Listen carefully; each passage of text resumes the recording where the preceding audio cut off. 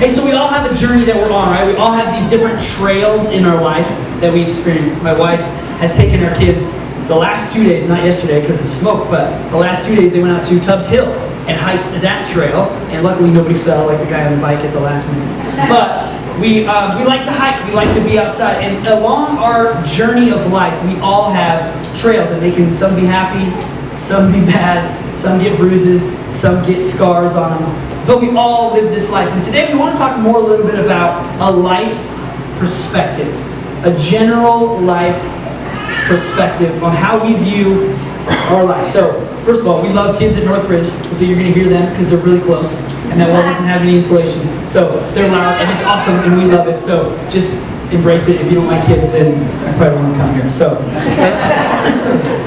so it's going to be a little bit loud, but we're going to have some fun today. So I love going down nostalgic memory lane.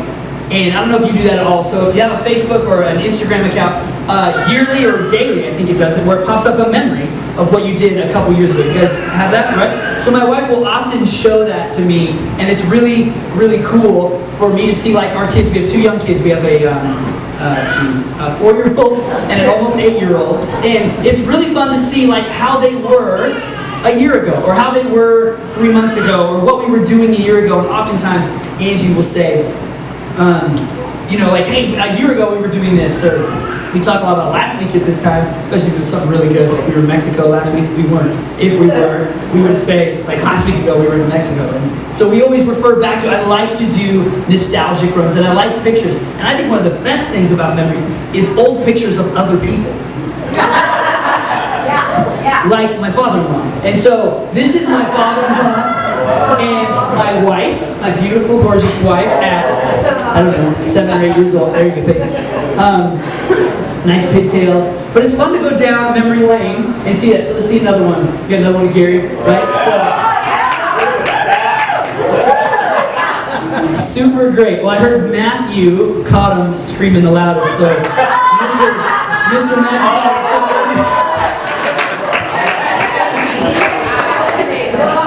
Hey, you take your wife for that, bro. So if you're around here, Matthew Cottom is part of our, the leader of our recovery ministry, him and his wife, Sarah. So they have a son named Nathan, and I swear that's Nathan. Yeah, exactly. I got the picture, I'm like, oh my gosh, that's Nathan. So there's another one of Matthew, I think, just for the fun of it. Where is that? That's the honeymoon. Oh, it's the honeymoon. Where is it? Mexico. I think Fort Lauderdale. Oh, nice. Yeah, that boat looks pretty sketchy right here. So it's not as much fun to see pictures of yourself, so I thought I'd just throw one up at me, just for the fun of it. And my sister. Is that you? This is me.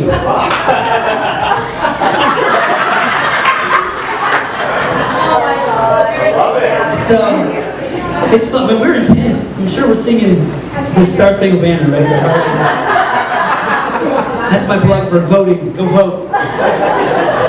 So, anyways, I thought if I threw other people on the bus, I might have to throw myself under the bus a little bit. But it's fun to go down nostalgic memory lane. So one of the greatest cinematography movies of all time is Napoleon Dynamite. Have you ever seen it? It's actually a really stupid movie. But there's a character in Napoleon Dynamite named Uncle Rico. And his whole character bit is the fact that he lives in the past. Like, all he wants to do is go back to his high school days when he was a good football player. And he's making videos of himself. Like, it's so ridiculous that everybody in their right mind who watches it would say, hey bro, quit living in the past. Quit living in the good old days. I had a friend of mine come to the office the other day at our other church. He showed up just out of the blue, and I haven't seen him in like 6 years. And we talked for like an hour or so just about some good old days. And it's fun to go down memory lane. It's fun to remember a lot of those fun things. But I think the problem is sometimes if we live in our past, then we miss out on what God has for us now. And if we look back to the good old days, like I find myself constantly thinking about what life was like 8 months ago before COVID.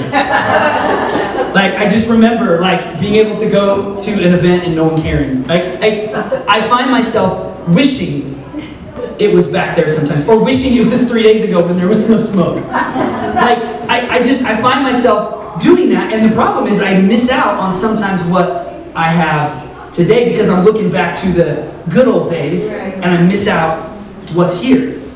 And so many times we find ourselves there, and Paul is a writer of the New Testament. He wrote a lot of the New Testament, and if you feel like you have issues in your past, Paul is the king of that. Paul literally killed Christians, asked people to come and entrap them, and kill Christians because he wanted to snuff out the gospel. And then he had an amazing encounter, and he became one of the biggest advocates for Jesus and for the church and for the grace message and for everything. And so he wrote a lot of the New Testament. And he writes in Philippians, he says, forgetting what lies behind.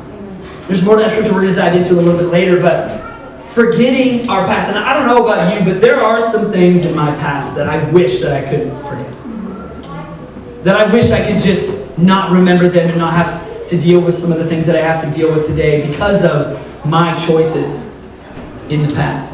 And I don't know about you, but maybe you're that same place where you look to your past and you want to live in the good old days, but you don't want to take any of the other things that are around it. You don't want to choose, like you want to choose only the good, but oftentimes we'll look back at our past and we'll let our past define who we are today. Because of decisions that we've made, because of things that we've done that were wrong, we look back on our past and say, well, because I lied, because I was addicted on something, that defines me today who I am. I'm an addict, or I am a liar, or I am a thief, or I am a cheater. Whatever your decisions in the past have led you to, oftentimes in our today, we'll let those define us. That's why we specifically sing that song, I am who you say I am. Because I'm not the person of my choices. I'm not the sum of my choices. That's not what defines me. Now I have to deal with some of those things. I got to work through them. But I don't let the past define me. And my encouragement today is don't let the past, your past choices, your past situations, or what has happened to you, maybe negatively, don't let those define your today. Because let me just be frank, you are not the sum of all of your choices. Now, you may have that kind of life, but don't define yourself. Don't define yourself by your choices. Like, even in the good, like I'm a great person because I've made all these right choices. Well, that could come crashing down at any second. And especially in the negative, don't define yourself by some of your poor choices. Now we can learn from our past, and we can use those as steps to have a better future, have a better present. Things we've done in the past, we can use those as stepping stones to go to the next level in our life. A lot of the Old Testament prophets and people had these staffs, these big long sticks, and what they would do is they would put notches on their staffs so they could remember things from the past. Things that maybe God had shown up and done some stuff for them. So they can remember them. So I'm not saying, and I don't think Paul is specifically saying that either, to forget the past and like don't remember it. Like we can't live in the past, but we can remember it and use it as stepping stones to go to the next level in our lives with our family. So what in your past today do you need to say, hey, I got to get rid of it. I got to not live there. I've got to let go inside of me and say, like, COVID's here and it's going to be around, and I've got to figure life out the way it is in our situation in our world. And I can't have to live. Let's leave that's my man. I'm not going to live back there and letting the past define us, right? Paul also writes in 2 Corinthians 5:17, he says, anyone who belongs to Christ has become a new person. Death is gone and the new life has begun. So if you said yes to Jesus, you've got a new life. If you said, hey Jesus, I think I want to follow you, I'm not sure what that looks like, which we can do, you can do, that's all you got to do is say yes to him, then the old life is gone and you're not defined at all by what you were in the past. And so when we learn from the past, we do the one thing, we make peace with our past. We figure it out, we make peace. Now, I'm not saying that there's not negative things that happen to you. There's not difficult situations that maybe you put yourself in or that somebody else puts you in. But you can learn from it and make peace with your past. And once you make peace with your past, you can move on and find purpose in your present. You move past your past. You make peace with it, and you find purpose in whatever you've got going on right now. And I want to go to a passage, and I want to talk about a guy by the name of Joseph in the Old Testament. Now, let me be clear on this. Let me clarify this. There is a Old Testament, and there is a New Testament. So we are New Testament Christians and believers. Jesus came and died on a cross, like we sang about. He's our living hope.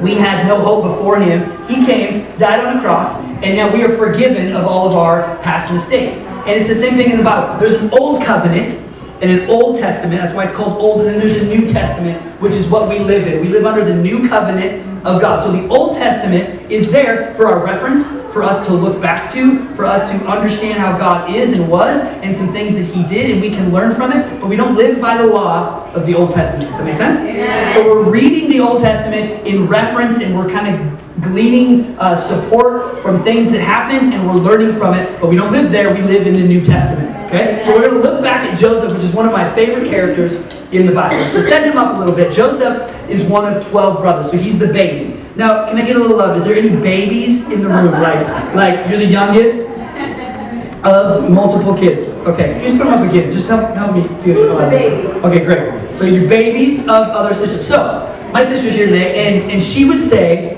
that I was the favorite. Now, It's true. so she would say that I was the favorite. Now, I think part of that is true, but I also think that part of it is the fact that I was the baby. And if you're a baby of the family, you understand a little bit that sometimes you get a little bit more than the rest of your brothers and sisters because you came along later in life and they've learned some things, and so it's not all that you're just the favorite, it's you're the baby. So just a little bit of reference there. And so I'm defending Joseph here a little bit. So Joseph is the youngest, well, the second youngest of 12 brothers.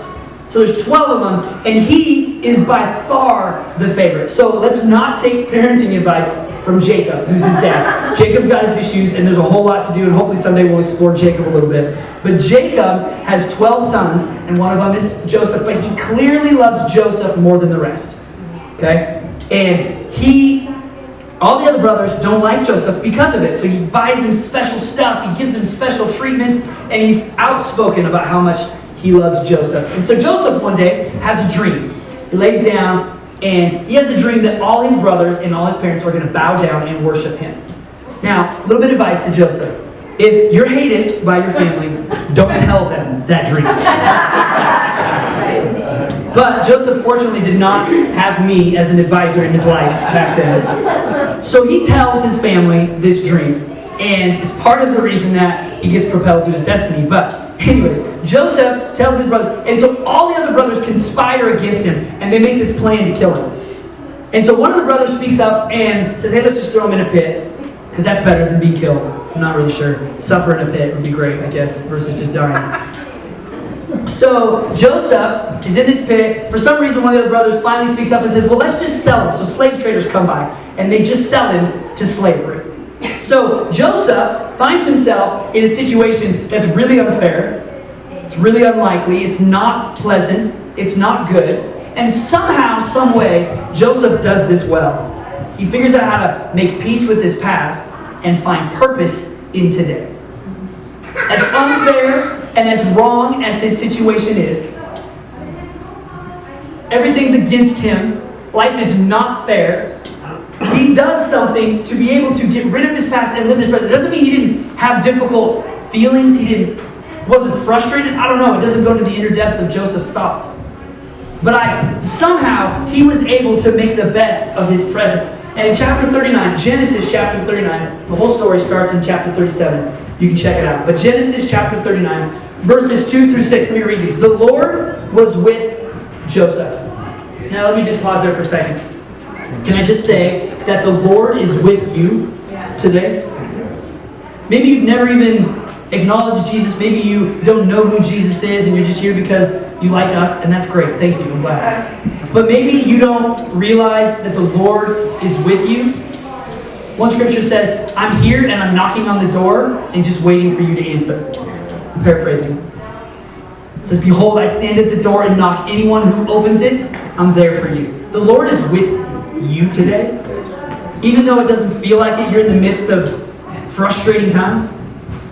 your family's a wreck or you're dealing with stuff, like the Lord's with you. He's right there and wants to walk in life with you. All we have to do is open the door and let him. Just like Joseph, the Lord is with you. He goes on. So he succeeded in everything he did as he served in the home of his Egyptian master. Potiphar, who's his master, noticed this and realized that the Lord was with Joseph, giving him success in everything that he did. This pleased Potiphar. So he soon made Joseph his personal attendant. He put him in charge of his entire household and everything that he owned. Skip to verse 6. Potiphar gave Joseph complete administrative responsibility over everything he owned. With Joseph there, he didn't worry about a thing. So yes, the Lord was with Joseph, but Joseph had to actually do some work. Joseph had to actually say, okay, I'm going to look past my past. I'm going to make peace with it, and I'm going to find purpose in today. And he excelled amazingly when he was a slave. He became the best one there because Jesus was with him. But Joseph had to believe that on the inside. And so when you look at your life, can you find purpose in your frustrating situation or in your great situation?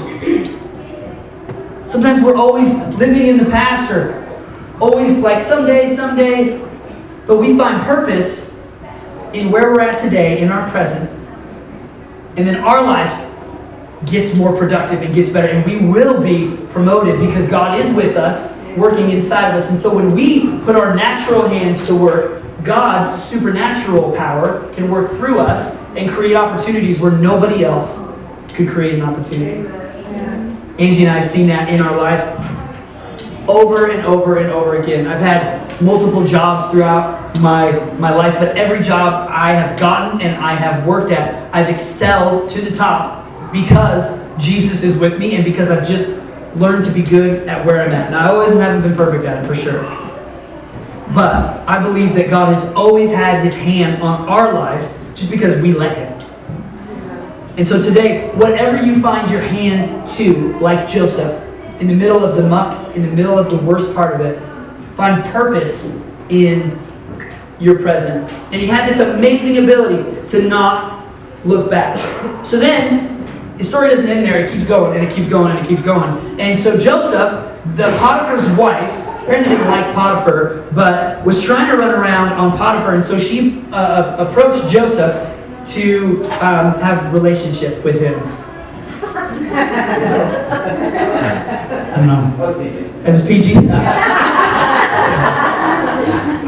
So he says no because he has respect for Potiphar, turns her away. Well, apparently she didn't get said no to, so she blackmails him and she tricks him and does everything, and so lies about him and says that he raped her and everything, and so he goes to prison. And he didn't do anything wrong. But the same thing that happened as a slave happened in prison. Same chapter, verse 21 says, "But the Lord was with Joseph in the prison and showed him his faithful love. And the Lord made Joseph a favorite," there he goes, "with the prison warden. Before long, the warden put Joseph in charge of all the other prisoners and over everything that happened in the prison. The warden had no worries because Joseph took care of everything. The Lord was with him and caused everything he did to succeed." There's been times in my life where I've been treated, mostly by my sister, unfair. She's regretting even coming today. There are times where I feel like, and it probably haven't, but where I feel like I've been treated unfair. And I can find myself saying, but that's not fair. That's not the way it should be. It really should be easier. It should be, it could be. And I don't find peace with my past, and I don't find purpose in what I'm doing. And I miss out on my today because I'm focused on what's not fair. I'm focused on what's wrong. I'm focused on what's bad. So instead of finding purpose where I'm at, I moan and groan about what I think is unfair. And I do that all the time. I've done that with my kids. I've missed out on really good moments because I'm focused on something not being clean enough, or them not treating me good enough, or whatever the case may be. I'm focused on something wrong. And so I miss out on the moment today. And so I wonder, what are you looking at in the past or maybe something that's happened to you that's negative or that's hard and is truly unfair? What are you looking at and saying, that's not fair? And you're missing out on the amazing gift that God has given you right now with your kids, with your spouse, with your friends, with your job, with the people around you, whatever it is. Moses is about to go set the children of Israel free. God says, hey, I want you to go and release them and write all the plagues. If you've heard that, what is that movie? They made a movie. 10 Commandments. Jeez.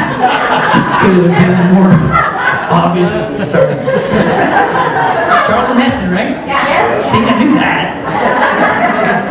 Right? They made the movie with the plague. So Moses is about to go do all of this, and he's having this conversation with God, and he says, God, I don't have anything. Like, he focuses on what he doesn't have, and God says to him, what's that in your hand?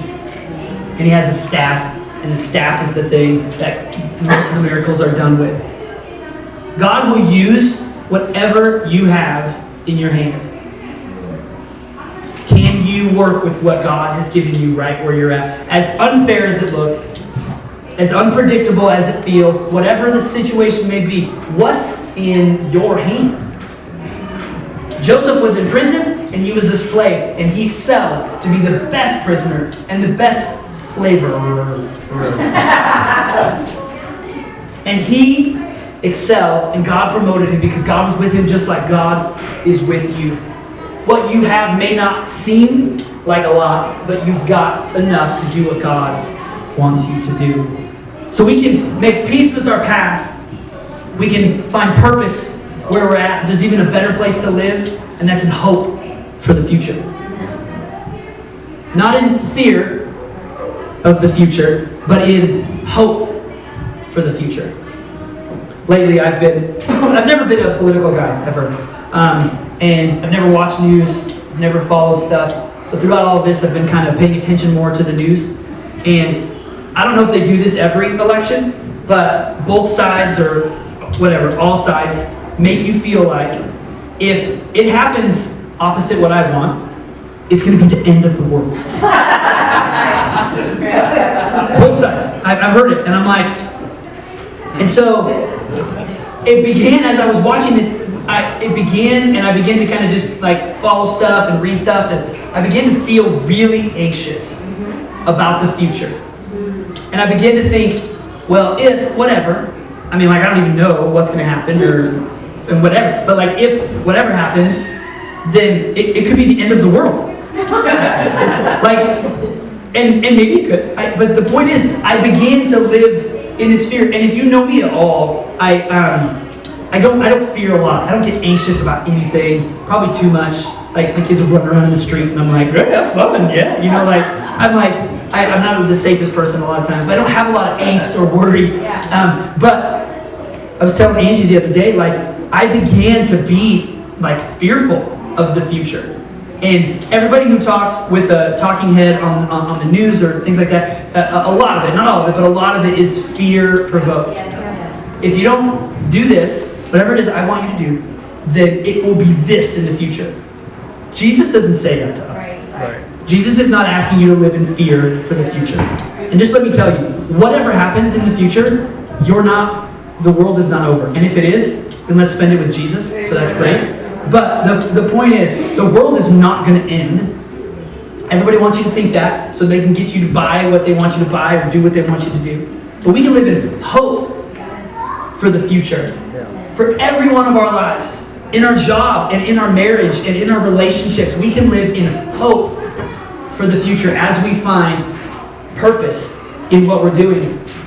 And the same thing happens with Joseph. Right? His story doesn't end there too.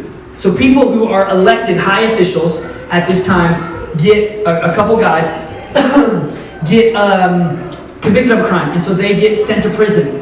And they have these dreams and ask Joseph for some help. And Joseph gives them what's going to happen. And it actually happens. And so he predicts their dreams because that was a gift that God gave him. Maybe God hasn't given you that gift, but God's given you something to do something with. Again, what do you have in your hand? So Joseph is, he interprets the dreams of these people, and then it happens. And so he says, hey, remember me when you get back up with Pharaoh. And the guy forgets. So 2 more years, he's in prison. And he stays faithful. And God stays faithful to him. But yet, in those 2 years, I wonder what Joseph thought. I wonder what he felt. Did he remember the dreams that he had? And live in hope for his future? I think at some point he had to. I think at some point he had to look back and say, okay, God, you promised me this. I found purpose where I'm at. And I'm going to stay in hope for my future. Proverbs 29:18 says, where there is no vision, the people perish. And I don't know about you, but when I was a teenager, I like to sleep in a lot. I still do today. But when I can, I like to sleep in. But if I got something to do early in the morning, or if I needed to go skiing as a kid or do something fun as a kid, if I needed to do something, man, I was up early and it was not hard to get me up. But if I had to get up for church or something, it was tough to get me up as a kid. But when I wanted to go skiing, it was because there was something for me to do. And when there is no vision, people perish. So I encourage you today, is there a dream on the inside of you that maybe you've let go of? Maybe it's owning a business. Maybe it's a happy marriage. Maybe it's relationships that you couldn't even dream could be possible. 13 years ago, Angie and I dreamed that we could be lead pastors someday and that we could have a community like this with a recovery ministry, a food bank, food trucks, have a place that we could help some people and tell some people about Jesus' love. And I'll tell you, throughout 13 years, there's been a whole lot of ups and downs and frustrations and crying nights and difficult things and really, really good things. It's been happy trails, it's been sad trails, it's been joyful trails in there apparently. But we never, ever stopped dreaming or living in hope for the future. There were times when I would get down and Angie would lift me up and vice versa. But we always had a dream in our heart that we never let go of. And now we get to see it starting today. And the same thing is true for you. And just like Joseph had a dream, you may have something on the inside of you that's deep down. Maybe you weren't even aware of it, but I encourage you, how are you living in hope for the future? After you've made peace with your past and you find purpose here, can we live in hope for our future? And so Joseph's been forgotten. But then the day comes. The day comes when Pharaoh has a dream and the guy remembers and says, hey, there was a guy who did interpret my dream. Maybe he can interpret your dream too. So Joseph finally gets his call to the big leagues. In chapter 41 and verse 38, Pharaoh has a dream and Joseph interprets it and says there's going to be 7 years of famine, 7 years of plenty and then 7 years of famine. And what you need to do is appoint somebody to save up in the years of plenty so you can have enough throughout the land, throughout the famine. He says, you got to appoint somebody to be able to organize this and do all this. And Pharaoh's response in chapter 41, verse 38 says, Pharaoh asked his officials, can we find anyone else like this man so obviously filled with the Spirit of God? People will see Jesus on the inside of you if you let them. People will see God on the inside of you. Then Pharaoh said to Joseph, since God has revealed the meaning of the dreams to you, clearly no one else is as intelligent or wise as you. You will be in charge of my court, and all my people will take orders from you. Only I, sitting on my throne, will have rank higher than yours. Maybe throughout all of his prison, he remembered his dream. So his dream comes true, and then throughout the famine, his parents and his brothers needed food, so they came and they had to bow down to him because his dream became a reality.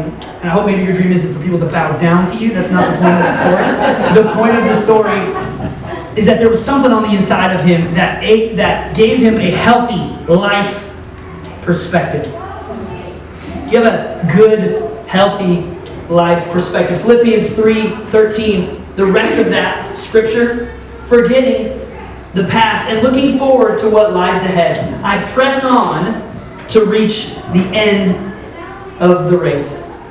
Paul, whole thing is he's talking about his accomplishments before. And then he says, I don't live back there. I'm not Uncle Rico and Napoleon Dynamite. I'm going to live in hope for my future. And Paul goes and changes the world Just like I believe Northbridge has the capability of doing, and that we have the capability of doing, and doing something big and amazing in this city. Isaiah 43:18, prophet Isaiah says, "Don't remember the former things, nor consider the things of old. Behold, I do a new thing." He's prophesying God's words to his people at that time. God is doing a new thing today in you, in Northbridge, in this community, wherever your community is, in your job, at your home, in your marriage, in your family. God is doing a new thing, and he wants to spark that on the inside of us today. So don't live in regrets or in the good old days of our past. Make peace with your past. Find purpose today, and live in hope for our future. Can you pray with me this morning?